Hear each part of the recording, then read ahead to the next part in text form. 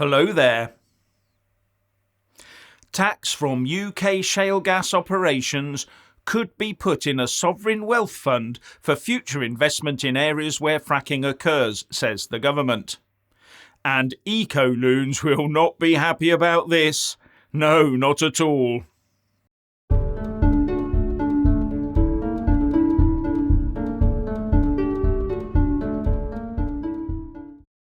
Ministers are considering putting the taxes from shale gas extraction in the UK into a separate sovereign wealth fund, as they do in Norway, for example.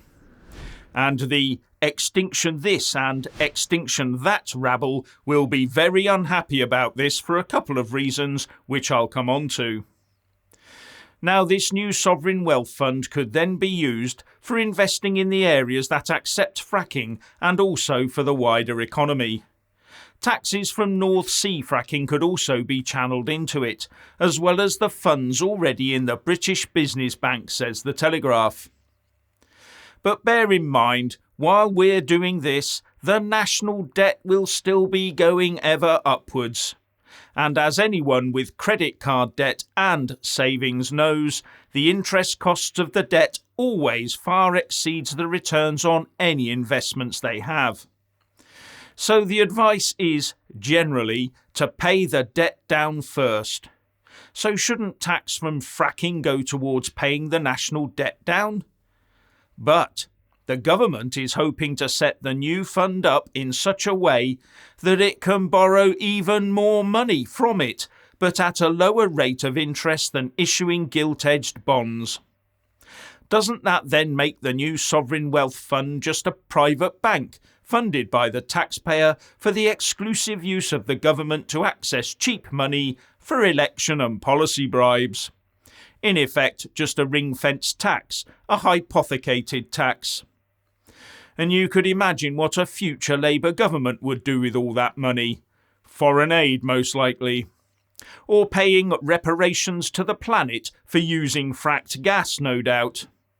Anyway, back to those eco-loons, the ones that want us to instantly stop using fossil fuels, even if it costs the lives of untold numbers of people through freezing and starving, something they apparently view as collateral damage. Now, as I said, those eco-loons will be very upset about this new sovereign wealth fund full of fracking tax on two main fronts. The first of these is that this new government policy would be diametrically opposed to their aims. The Eco Brigade wants the UK government to discourage any investment, especially public sector investment, into fossil fuels. They are determined to keep fossil fuels in the ground and will do all they can to achieve just that, including lawfare, by taking the UK government to court wherever they can to stop any investment in fossil fuel development. And remember, Greenpeace and 3 other eco non-governmental organisations are already threatening to take Brussels to their own EU Court of Justice because Eurocrats are belatedly looking to encourage investment in fossil fuels and nuclear power in their search for more energy for their citizens, something that Greenpeace and others say breaks their own European Union climate change laws. Be in no doubt there will already be plans in place to also do this in the UK. And that will be on top of the physical protests of destruction they've been engaged in for some time now. The destruction of bank windows, the destruction of fuel pumps on forecourts, and digging under roads, something that makes them unsafe.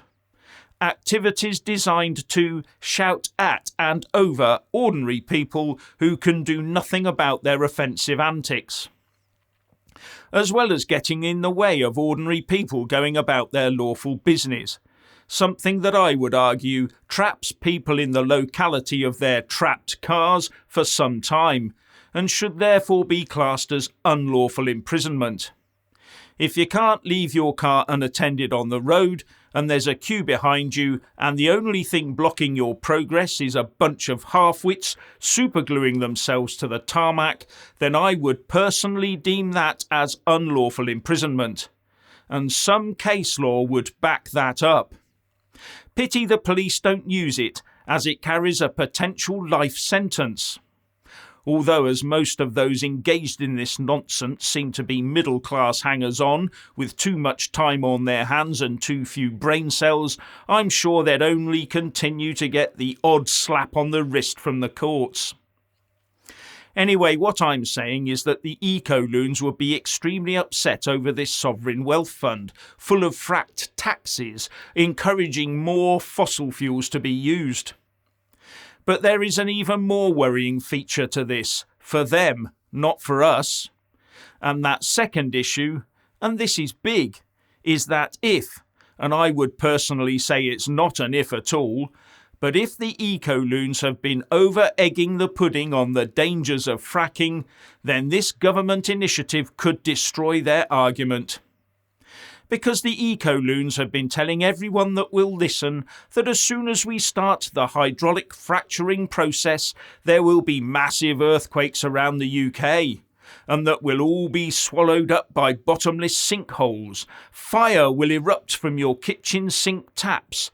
There'd be no drinkable water left across the country, and the whole UK will slide into the dark oblivion of the Atlantic Ocean on the back of a shifting tectonic plate. But if just one area in the UK agrees to fracking, and they end up getting cheap gas, which pays tax into a fund that improves the lives of local residents, with no earthquakes and no sinkholes and no fire spurting from the waterworks and lots of clean water, then the Eco-loon arguments will be squashed. Then, when people in other areas see the results, they will be encouraged to get on with the Fracking Act. And that could snowball. As an example, consider Manchester. The Mayor of Greater Manchester, Andy Burnham, haughtily stuck his nose in the air last week and tweeted, "Greater Manchester has a long-held position of being against fracking in our area. We expect the government to respect our wishes." But not every response to his tweet from fellow Mancunians agreed with that particular stance. But if there was a substantial sovereign wealth fund full of fracking tax derived from other areas, I wonder if Andy Burnham's team would be quietly applying for wads of cash from it. So the government needs to make it clear that only areas that have signed up to fracking will get full access to the Sovereign Wealth Fund grants, as well as much cheaper gas. That must be a part of it. The borough that signs up gets cheaper gas too. Everyone else pays the global rates.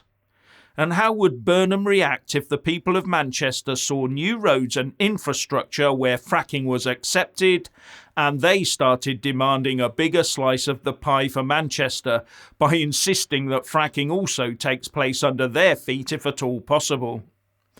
And that is the real danger facing the Eco-loons.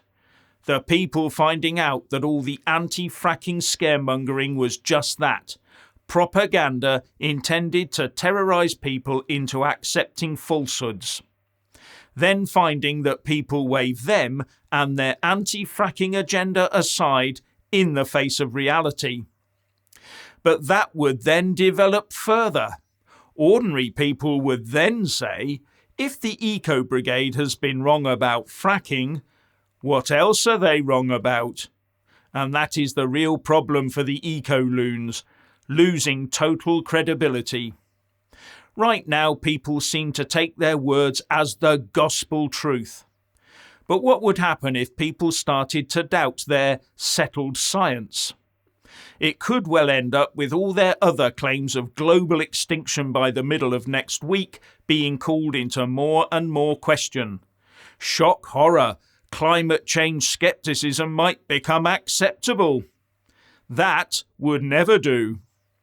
So the Eco-loons will be mobilising against this from the outset, and they will be taking their scaremongering propaganda to any part of the country that looks like it might be willing to give fracking a go, as well as blocking every road and using up stockpiles of superglue in the process of trying to keep their relevance alive. because they will know that one fracking site with positive results will put their climate change campaigns back years.